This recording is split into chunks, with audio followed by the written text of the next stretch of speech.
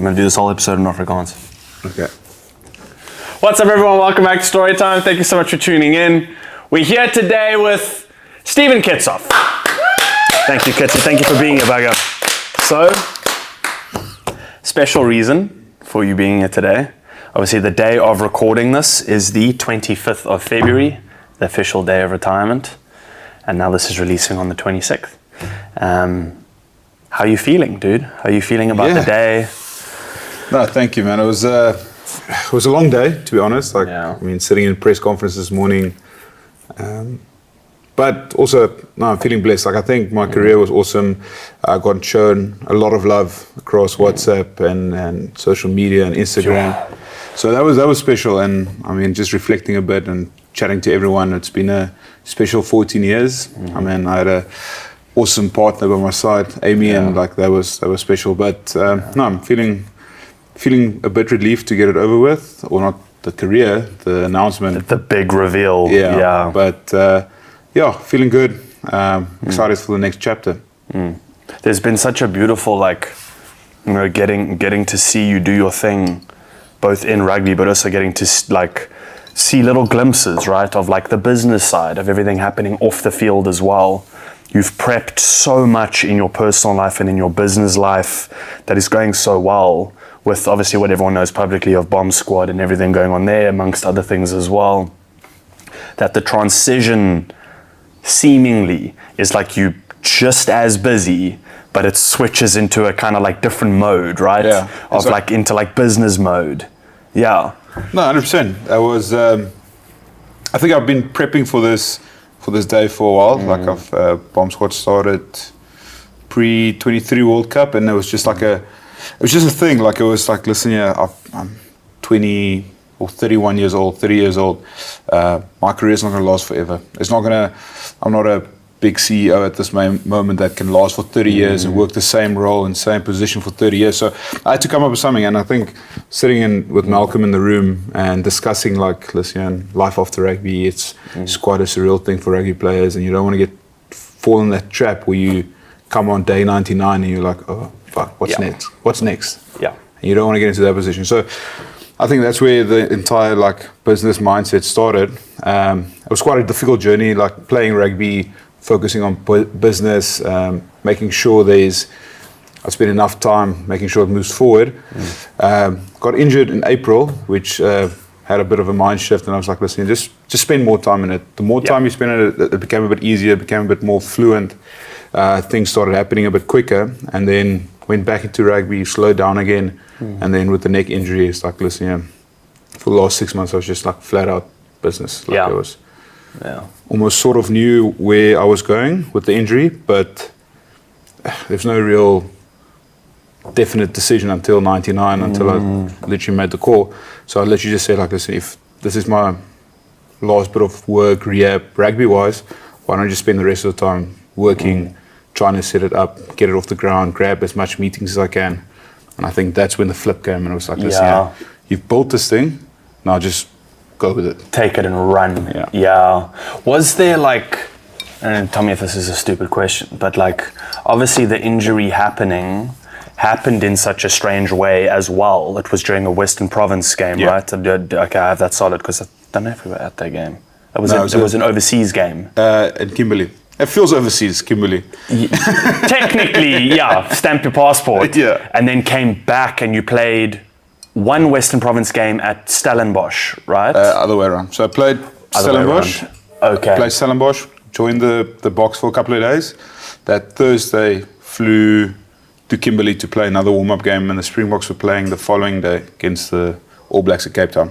Yes. So that Friday was the day I got injured. Was the day you got injured? Yeah. Yeah.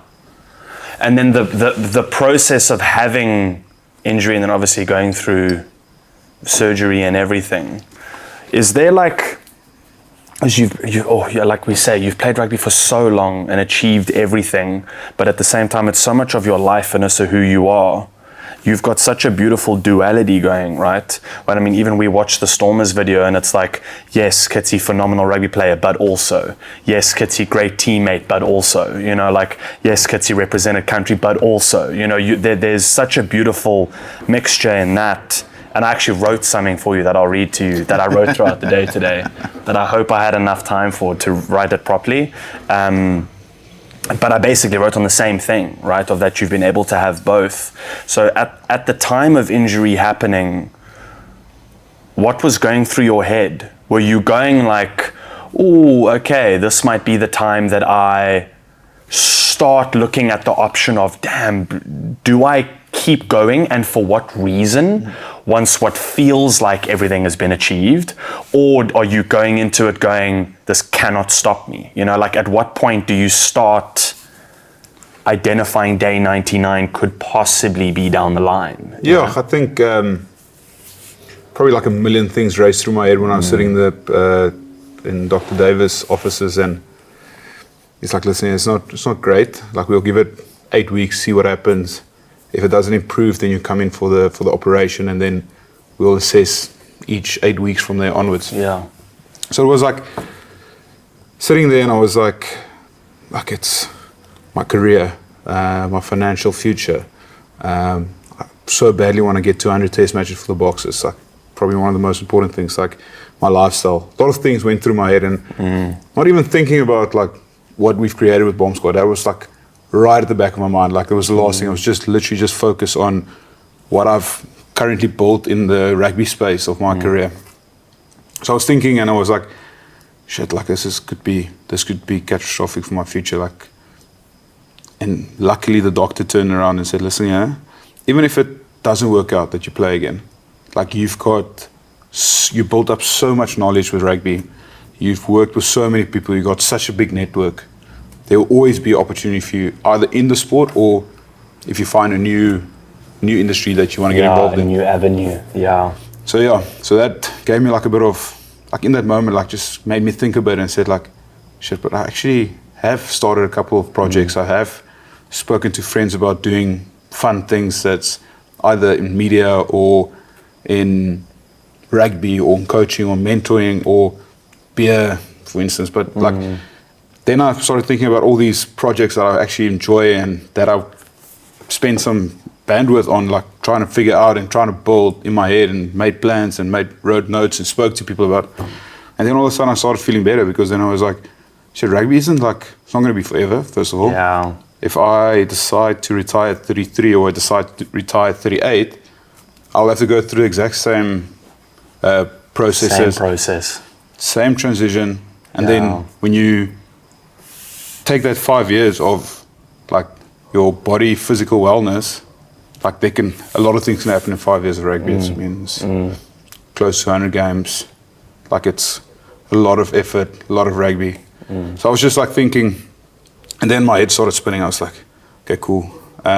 Just got injured, take a week break. Didn't talk, didn't do anything, just chilled, watched some Netflix. And then I already started focusing, like, let's get Bomb Squad forward. Let's get the other businesses forward. Let's start getting things off the ground. And that's where I think the true shift came. It's a yeah, dude, I've got so many angles to go at this from, of like, a big thing for me, and maybe for Jess and I, when we came to see you at the hospital, was everything in me was like, fuck, I hope you keep playing. But at the same time, I'm going like, I also kind of don't want you to. You know what I'm saying? And I know that sounds extremely selfish, and this doesn't have anything to do with me, right? But like, it was the injury and the state of the injury, of like how serious it was, especially at that time where you just had the op done, and it was like, hey, this is new territory of like, this needs to be managed properly, right? At that time, it was like, of course I don't want Kitsi to play again. You know, I'm like, nah, dude, you've achieved, you know. But at the same time, I'm going like, dude, you're an athlete, you know, at like the highest level ever. You would do the MJ playing with flu and still win title, you know, like that's how you programmed, right? So I find the switch for you mentally must have been such a transition.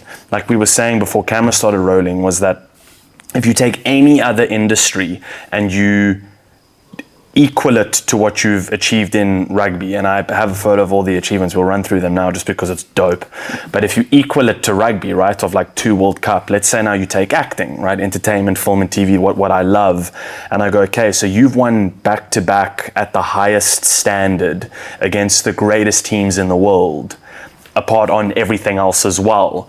How would I equal that within entertainment space? And I'd go, sick, maybe it's me or any individual having to win a Golden Globe, having to win an Oscar, having to win if you equal them across the board, that's the level it's at, right? Winning the World Cup and then doing it twice and then as a junior is phenomenal, right?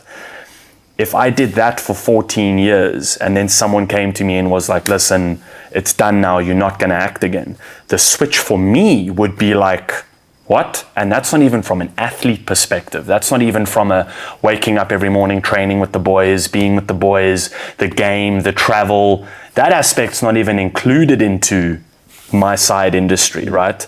So it's just the pure man hours spent being in that industry, developing that person that you are, that now all you're doing is just developing another piece to yourself as well, right? It's like that 10,000 hour rule.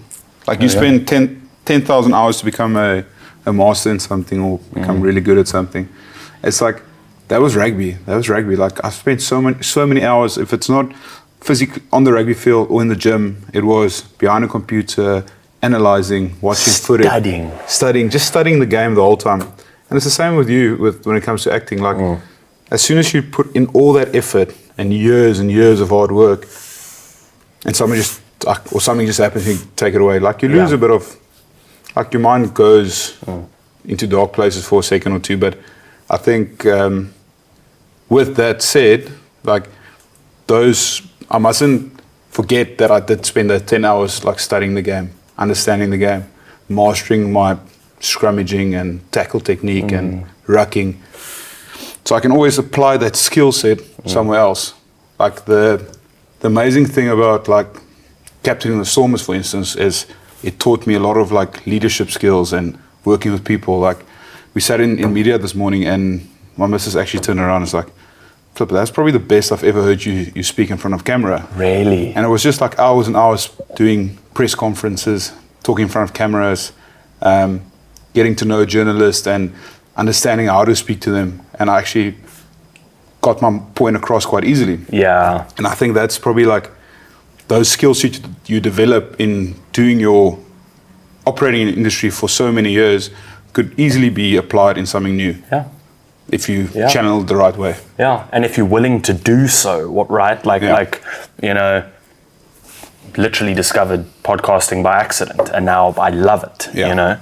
But it got to a point where I was like, sick, maybe if I just give this horns, it will actually be a lot of fun to do it, you know. You're enjoying it now. And now I fucking love it, right? Yeah. And I look at all the people that we've met because of the opportunities we've had, the experiences we had. I'm like, geez, this opened my life up in such a way that like I never would have guessed for myself 5 years ago, right? Like, I think it's such a crucial thing that we look at the change in your life as such a positive thing, because I think you're going to fucking thoroughly enjoy the rest of your life.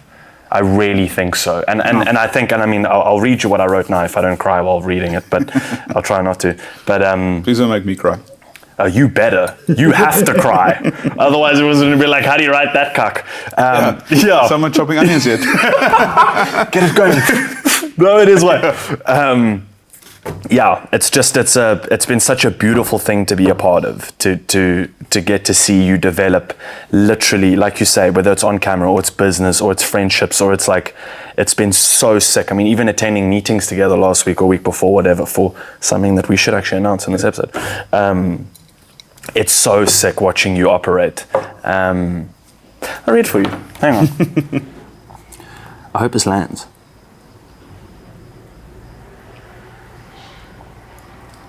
You ready? Yeah, I'm ready. Okay. I hope I'm ready. I can get through this without crying. Wait. Hey, you don't think so? I don't think so. I'm going to cry again. Okay. How much ChatGPT is involved there?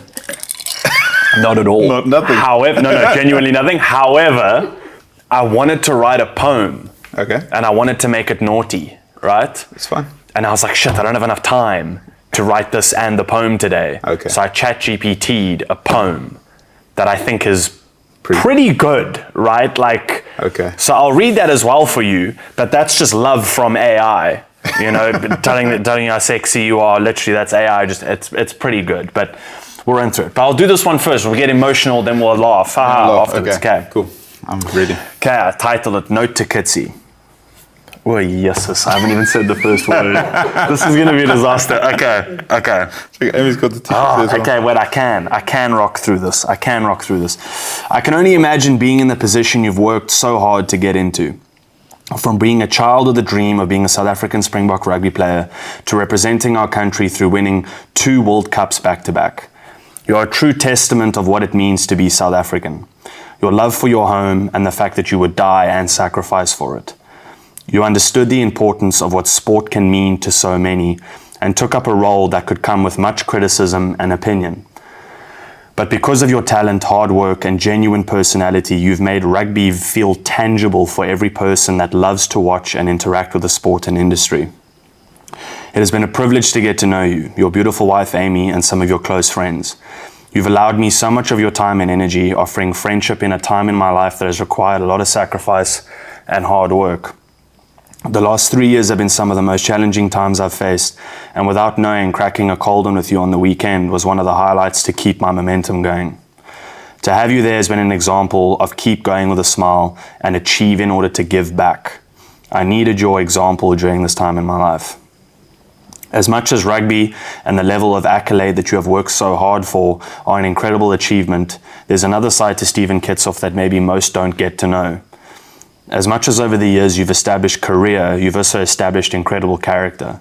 From problem solving to your positivity, your love for life, the simplicity in how you nurture your marriage and the relationship with your friends, it really has been special to learn from you. Thank you for being a bugger, just a solid oak, a dude that doesn't complicate life, but in the same turn appreciates the little things that make life so special. Thank you for being one of the biggest parts in developing the show, the channel, and now this new venture that we move into together. I'll always have your back through thick and thin, and will always try to keep your ginger pip smiling with a cold one in hand. To you, to your family, to your incredible career, and to a future that will be as great and greater as you continue to make moves and impacts into the business world as well as in your personal life. It's time to show the world what a champion you are off the field. Yeah. That's so beautiful. I got through it. There was a point there that I was like, I don't know if I'm going to make it at this point. But yeah, I mean it. That's I love you beautiful. lots. Thank you very much. Yeah. It means a lot. It's literally, and I had to, I don't know if I can, I'm going to beep the name. I had to do an interview for a magazine the other day for Huisgenoot. And we had to answer so many questions. And one of them, I was able to swindle the question. Because they ask questions of like, what's been your favorite interview? And I'm like, I could literally just say this one. And then it's done, right? Yeah. And you don't get anything across in the interview. So I was trying to answer the questions in a way that I represent my faith and my family and my friends and my whatever.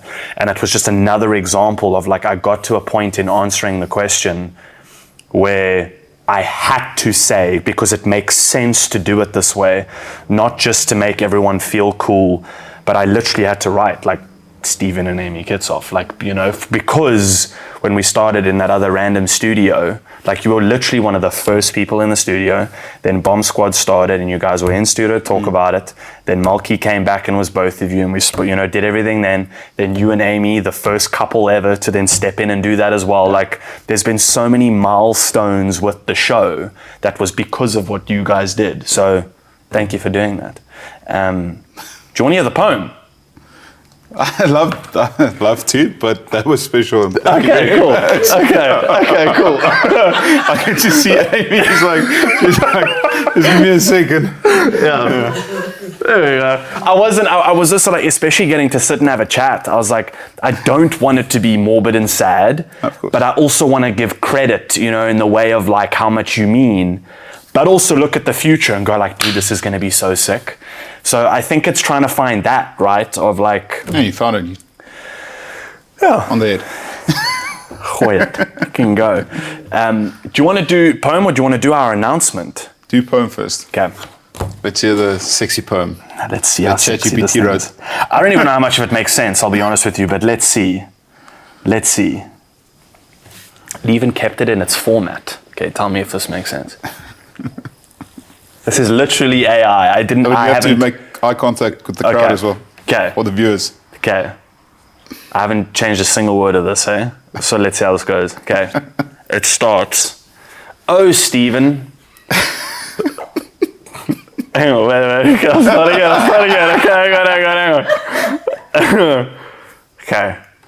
Oh, Steven, our ginger mountain so grand, a wrecking ball with a farmer's tan. From the first scrum to the final drive, you bulldozed bastards and kept us alive. A prop so strong, a beast so wide, tackling blokes and crushing pride. You held the line, you smashed the rucks and left poor forwards shitting ducks. But now it's done, the boots retire, no more mauls, no more fire, no more binding, no more thrust, no more crutch touch engage in the mud and dust. Gone are the days of packing down tight, sweaty men hugging with all their might.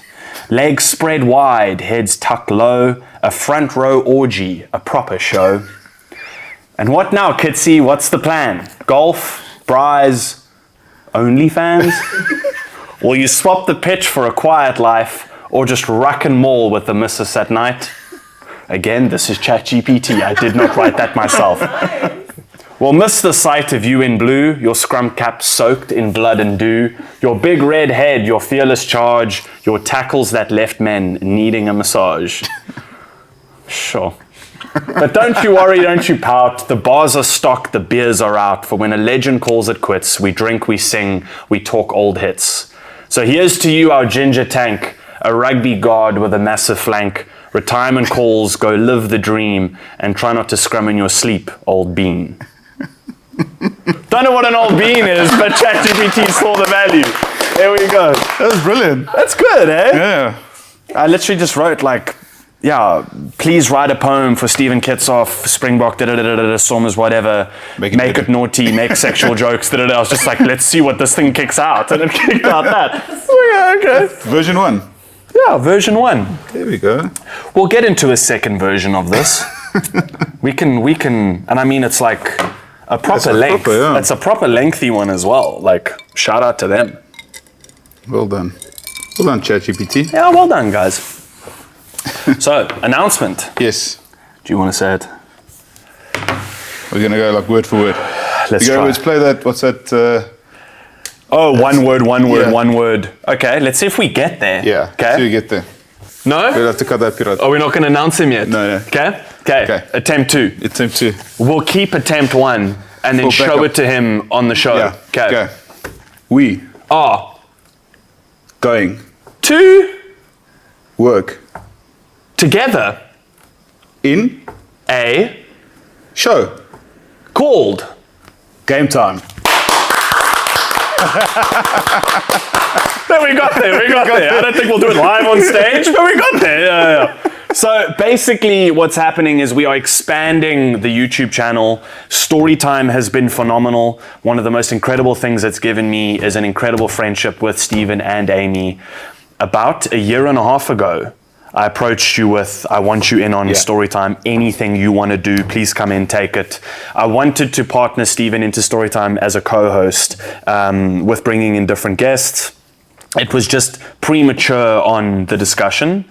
And then, 6 months ago? Yeah, basically probably around the injury date, we sat down and went if. Yeah. But could be. Yeah, we've been discussing it for a very long time and throwing ideas around and what we want the show to look like. But I think we eventually got there and quite excited. I'm so stoked for it. Yeah. So the channel will now exist as StoryTime, which will keep the same format of weekly guests every week. And then GameTime comes in, and the way that we have chosen to position GameTime is as a place where fans and players meet. We think there's a beautiful synergy, there's a beautiful community behind rugby, and I think what's missing right now is just giving people the chance to communicate, to send in questions, to call in, and to have the show be about questions that the fans might have, which I will obviously represent as fan, not being a player, and Steven and a third host that we're not going to announce yet. Yes. Okay, so Keep it we'll a announce secret. the third host soon. Stay tuned. Stay tuned. We'll announce the third host soon, but the show's literally out in the next Couple of couple weeks. of weeks. It'll be a place for rugby talk as well as praat. That's going to be our perfect balance. There's so many stories that Steven has from throughout his life, that our third host has from throughout his life, as well as myself, that we literally just want to sit down, crack a beer and talk a bit of cuck while chatting rugby, whether it be local, whether it be provincial, international, even university level rugby. It's something that we feel very passionately about, is just giving players the credit they deserve through the show. So, And also looking at a wider spectrum of sport in South Africa, I think there's a lot of guys who do great work out there and sometimes just people don't really understand. yeah, they don't get the pat on the back. Yeah. Yeah. But yeah, it's for, as Josh said, it's where fans and players meet, which is beautiful. I think it's gonna be a hit. It's gonna be fun. It's gonna be exciting. It's gonna be good stories told. Yeah. And we're gonna have a bit of fun with it. Yeah, it's the chance for you as well to just kind of, show Kitsy, you know, and same for third host as well. Almost gave it away. Almost gave it away there. Yes, I almost slipped that name there. But that's what it's going to be for. It's going to be a place where, I want to be able to go to a Stormers game and be able to interact with people and have them go, I have questions like this. What about this? Comment on that. Like, the fans know a lot about rugby. So it's great that we're going to bring that in. But at the same time, also just it's a chance for three dudes, I can't say that, 3 dudes to just sit down and have a praat, 100%. which I think we're going to find a perfect balance in it. So it'll be out soon on this channel as well. It will all stay under the same umbrella. So you can watch an interview with Frans van Coke, you can watch a chat with Kitsy, you can also then go watch a GameTime episode within that same week. So excited to do it. It'll be out every Monday. Every Monday. There we go. See, now we've got the, now that we broke the ice with and then I said now we're in. But that's our announcement. So I'm excited to put it out. I don't know if there's any other information that you want to give on it just yet. No, I think just stay tuned, keep subscribing, and then we'll probably launch social media wise not too long from now. Yes, you can actually go follow the Instagram. It's called GameTime Pod. I don't know how we got that name. No. I literally typed it in and it was like green tick. I was like, oh, we've got GameTime. So Paid a couple of bucks. I see. There we go. I see the connections are now coming through. There we go. Yeah, someone super high up at Instagram was like, Steven Kitshoff. Just make it available quickly. Just release it quickly. Yeah. No one else needs GameTime. Who else is going to do something with that? Yeah. I haven't seen anything with GameTime. No. And the others don't matter, so don't follow them. Follow this one. Yeah. But lekker, bud. Thank you so much. Pleasure. Thank you for being here. Thank you for having me. Oh, thank you for listening to my emotional paragraph and then the ChatGPT poem. Yeah. I'm going to frame it. Yeah, we have to. And we're going to put it up in studio. We're going to put up the poem in studio. Yeah. I think it's for the GameTime studio though. 100%. No, it has to go in the GameTime one. Yeah. And when guests do come, they can have a quick read there. They can quickly read it and go, oh, that's what he's about. Yeah. There was a dope, I wanted to show you here as well. So you've met Dylan, EFC Dylan, creative director.